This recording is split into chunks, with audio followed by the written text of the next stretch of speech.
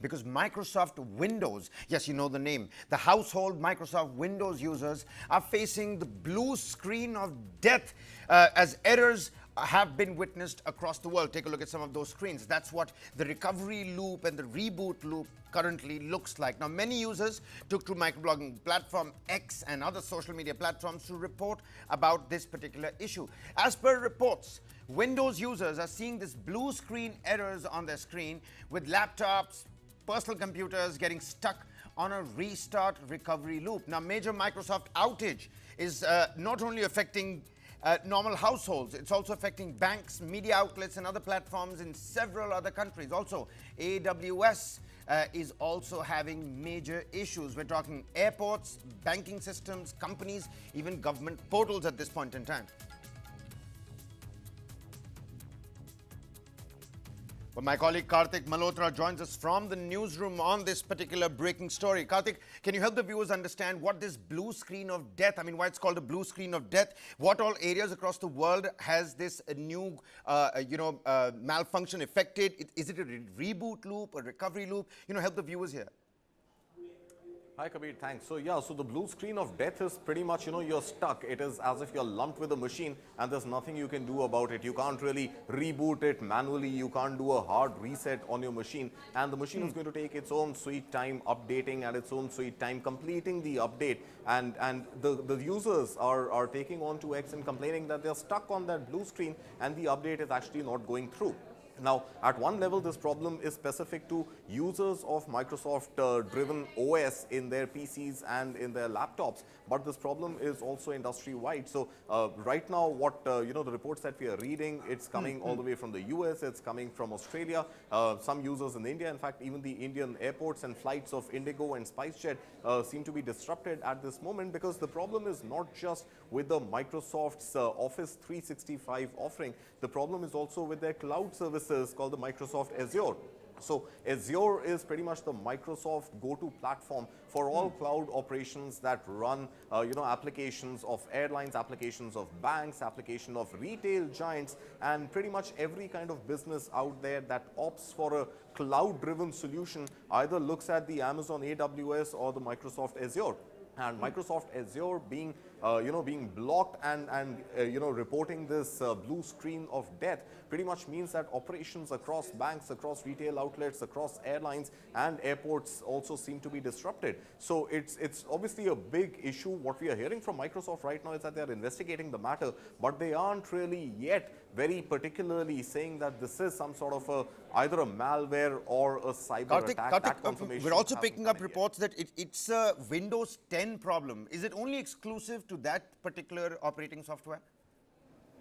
So, the Windows 10 problem would relate, Kabir, to the Office 365 suite, which means those of you who are running the Windows 10 version of the Microsoft Office 365 on your machines could be impacted. But I think the larger problem which is impacting the world right now with respect to banks, with respect to airlines and retail outlets happens to come by way of the cloud services. And these cloud services seem to be hit no matter what machine or what operating system version you're running it on. So I think it's important for Microsoft to quickly investigate this and have a release as soon as possible and confirm to the viewers, to the audience and to its corporate as well as retail level users on whether this is a cyber attack, is this a glitch in the technology itself, is it an update related issue, or is it just a malware? So these are questions which are at this moment unanswered, Kabir. Government portals, Karthik, I mean, they've been affected as well, and not just in one particular area in the United States, across the world as well.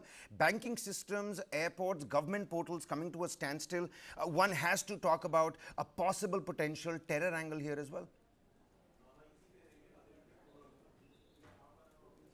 Yeah, you're right, Kabir. I think, prima facie, it seems like this is, an external intervention in in not getting the systems to work. It doesn't seem to be a glitch on the technology side. It doesn't seem to be, it seems like a coordinated impact. Why is it impacting the whole world, all the way from the US to Australia and India as well? And I'm sure multiple other countries, as we are scanning through our Twitter or X feeds, there are reports coming from elsewhere as well. But I think the simple message is at this moment, you cannot really, disqualify some sort of an external attack into Microsoft systems, both the cloud system Azure as well as Office 365.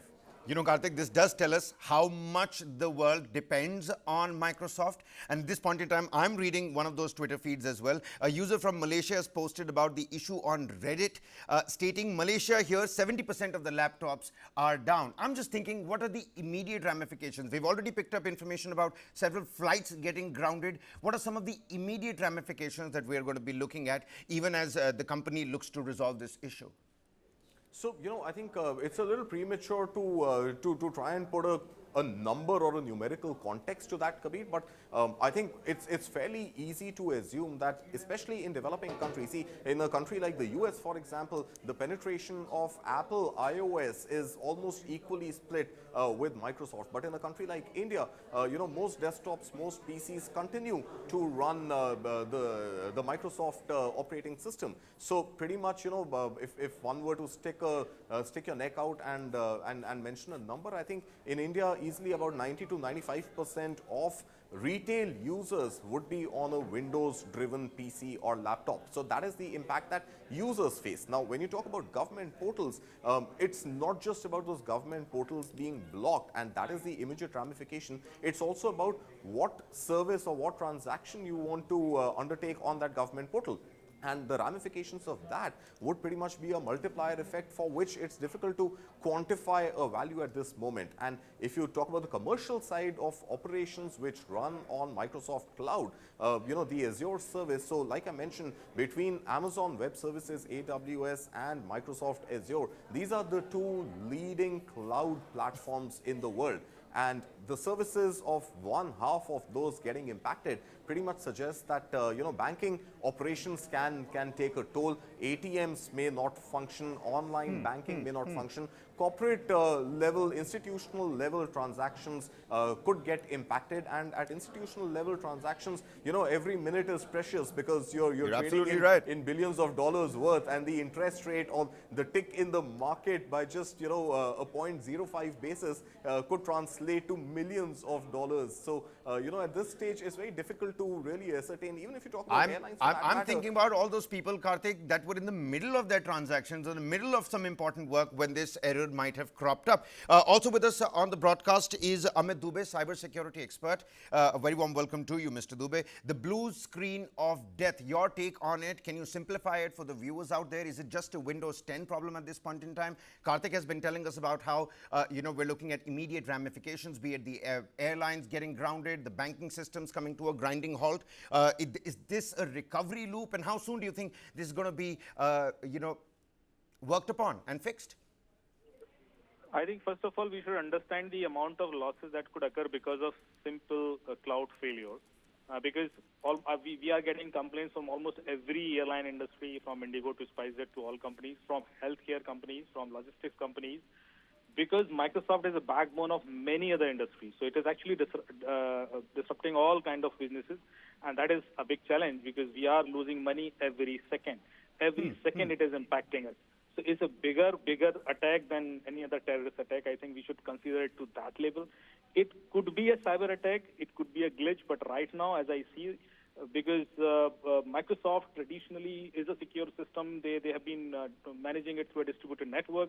If this would have been a technical glitch, this could not be a global issue. This would have been a part of a country or a part of a data center. But right now, it is a global issue, and that's why it is a bigger thing. And I am suspecting that it could be a cyber attack by some APT group or some state-sponsored bodies. So we need to wait for their report. And do we know about organizations across the world that have the wherewithal to attack, a major IT company like Microsoft like this? It seems like almost 70% of the entire globe is facing the blue screen of death. Exactly. So we need to understand that this is the this is a bigger threat than, so normally we classify all kind of attacks in three categories: confidentiality level attack, integrity level attack, or availability level attack. Right now, they have challenged the availability of the system that we usually ignore from the critical attacks because we thought that even if somebody is challenging an availability, our data is secure. But now we have experienced that a simple availability challenge can also lead to billions and trillions of dollars of losses, and that is what we are going to face.